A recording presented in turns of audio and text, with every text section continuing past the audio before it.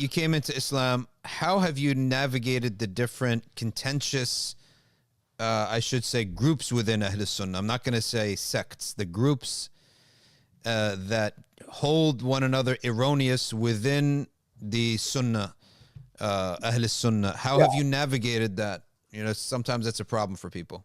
Yeah, it was for me. I have journeyed from different positions, and I've now reached a position which I'm fairly comfortable with. I came into Islam through the door of Sufism, so through Guy Eaton's work. Mm-hmm. A lot of British Muslims become Muslim through Salafism, and I didn't, but through Sufism. And I was quite happily there for some time, actually. Being quite anti-Salafi, I picked up that virus just because it seemed part of the package. And then because of an event several years ago, a very traumatic event, really, which I'm not going to go into here, but a couple of Salafi friends of mine basically saved my faith. And I said, I won't go to the issues because it's not the right program for this. And I gained an appreciation. And again, this is not something you yourself might perhaps approve of, or many others, but nevertheless, it's where I'm at. I gained a positive appreciation for many aspects of Salafi, the Salafi outlook, and whether it be the Aqidah, whether it be the Hanbali madhab, so I identify as a Hanbali, and so on, as a methodology of the Salaf.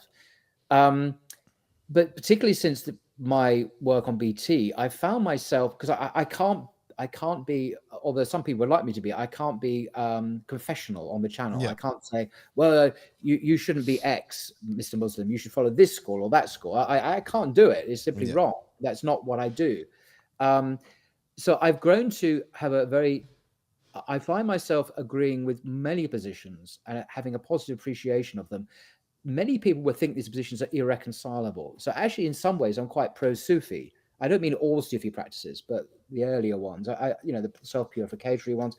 I can read Guy Eaton, who's a Sufi, and still appreciate him. Yeah. But not necessarily. I can also be very pro-Salafi and appreciate what a lot of Salafi works. So I find, and when it comes to the position of the rulers, I can be quite appreciate like Hizb ut-Tahrir, which is very much in favor of a caliphate. And I'm a strong believer in the caliphate actually now, as a really key issue for us today. And also understand those who oppose this kind of so-called, the whole issues. So I find myself actually affirming an awful lot and denying very little. And I said to a friend of mine recently, I'm just being consistent, aren't I? And they said, no, this is fine. It's the other people who think you can't appreciate the positive aspects of these things that's not a good place to be. And so I affirm a lot of Sufism, I affirm a lot of Salafi thought, agree with the Aqidah of the Salafis, etc., etc. Even though formally these groups that self-identify may be very hostile to each other. So Sufis may hate Salafis. Salafis may make massively overgeneralized statements about Sufism and dismiss it all. I don't agree with that. So I'm actually quite affirming of that. I do have a line, by the way. I don't affirm modernism. I don't tend to affirm liberalism at all. So I guess I'm strictly orthodox in my outlook. But within that, I have quite a broad understanding of what I think is positive. I think in the long term, having a very nasty heart towards groups, in the long term, it just hurts you.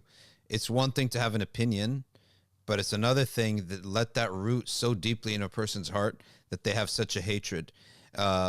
It's one thing to sort of dismiss opinions that you disagree with, but that's an opinion and it's not a person.